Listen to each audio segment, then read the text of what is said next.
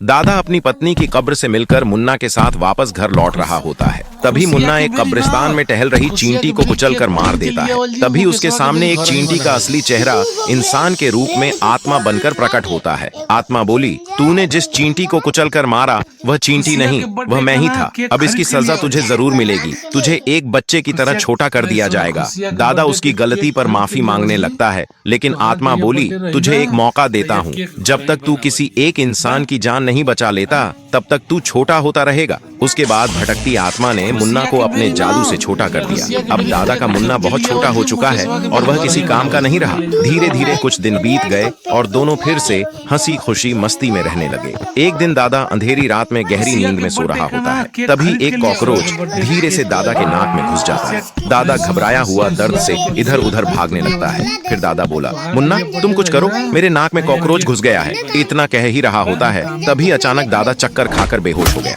उसके बाद मुन्ना ने दादा को बेड पर सुलाकर उसके नाक में घुस गया। वह अंदर जाकर हर कोने में उसे खोजा, लेकिन कॉकरोच कहीं दिखाई नहीं दे रहा था। बड़ी मुश्किलों के बाद वह उसे ढूंढ निकालता है और पकड़कर बाहर ले जाता है। उसके बाद मुन्ना दादा को मौत के मुंह से सही सलामत बचा लेता है। फिर दादा ने मुन्ना को ढेर सारा प्यार दिया और मुन्ना खुश हो गया। मुन्ना और दादा बात कर रहे थे, तभी वहाँ आत्मा प्रकट होती है और बोली, मुबारक हो, मुन्ना ने तुम्हारी जान बचाकर अपना रास्ता खोल लिया है। उसके बाद वह आत्मा मुन्ना को उसके असली साइज में बड़ा करके गायब हो गई।